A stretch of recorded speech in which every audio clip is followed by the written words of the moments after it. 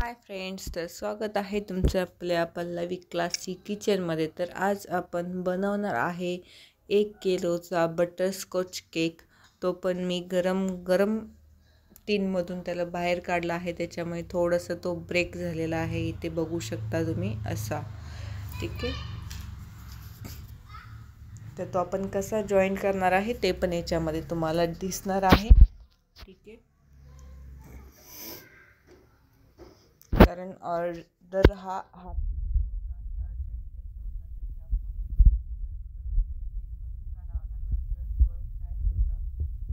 याची सापडत नव्हती आणि त्याच्यामुळे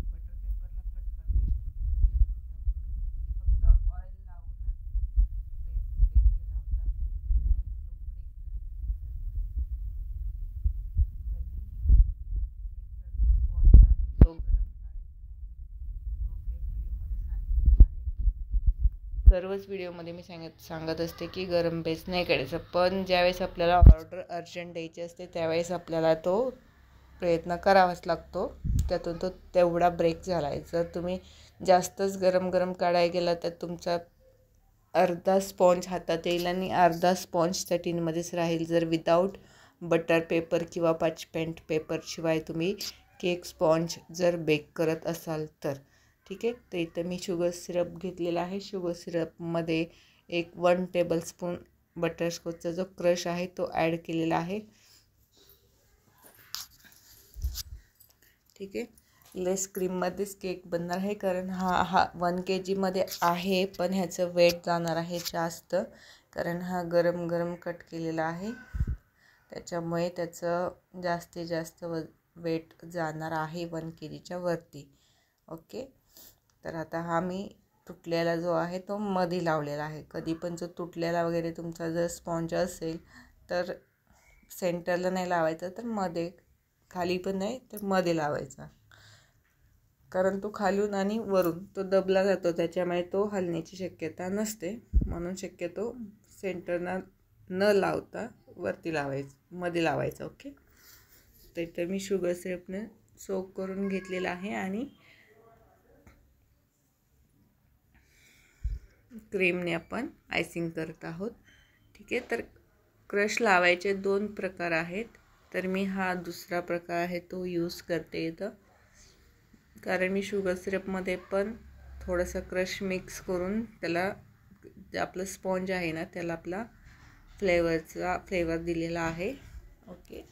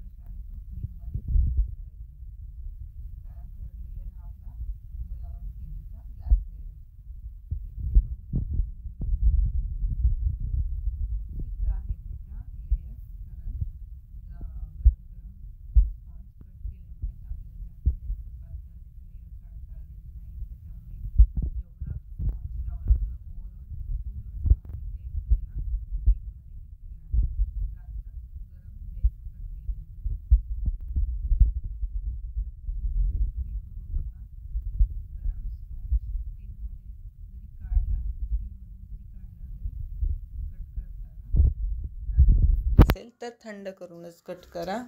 एकतर ऑर्डर 1-2-3 तास अगोदर घ्या आणि नंतर तुम्ही करू शकता। आणि जर तुमचा स्पॉन्ज जर ओव्हर बेक झाला तरी पण तुमचा स्पॉन्ज तुटू शकतो, कारण बाहेरून पूर्ण कलर चेंज झालेला असतो आणि आतमध्ये थोडा लाईट, म्हणजे आतून पण कलर चेंज होतो, पण बाहेरपेक्षा आतून कमी होतं। इथं आपलं क्रम कोट करून झालेलं आहे, मी डायरेक्ट आयसिंग करत आहे, कारण जर आपण क्रम कोट करून फ्रीजमध्ये ठेवत बसलो तर कस्टमरला केक द्यायचा होता 15 किलोमीटर लांब। ठीक आहे, तर तेवढा वेळ नव्हता, म्हणून मी फक्त पटपट केकला आयसिंग वगैरे केलं आणि फ्रीजमध्ये फक्त अर्धा तास केक झाल्याच्या नंतर ठेवला होता, कारण लांब द्यायचा होता, थोडा तरी सेट झाला पाहिजे त्याच्यामुळे। ठीक आहे, प्रॉपर फिनिशिंग आयसिंग जर तुम्हाला करायची असेल तर ह्या व्हिडिओमध्ये बघू शकता तुम्ही किती सोप्या आणि सरळ सोप्या पद्धतीने आपण हे केलेलं आहे. आणि इथं मी घेतलेलं आहे न्यूट्रल जेल आणि याच्यामध्ये मी आपण बटरस्कॉचचा जो एसेन्स आहे तो ॲड करू शकतो. आणि हा कलर घेतलेला आहे मी याच्यामध्ये गोल्ड कलर. तर त्याने आपण पायपिंग बॅगने असं एक आपला टीनच फक्त फिरला पाहिजे, आपला हात फिरवायची गरज नाही, फक्त थोडंसं सेंटरला आणायचं आहे, बाकी काही नाही. आणि नंतर स्टिकने तिथं आपल्याला आतून म्हणजे हवी ती डिझाईन करू शकता. जर ह्याच्यापेक्षा पण तुम्हाला कमी राऊंड करायचे असतील तर करू शकता, पण दाट झालेले राऊंड पण छान दिसतात आणि पातळवाले पण छान दिसतात. का 1 किलोचा केक होता त्याच्यामुळे.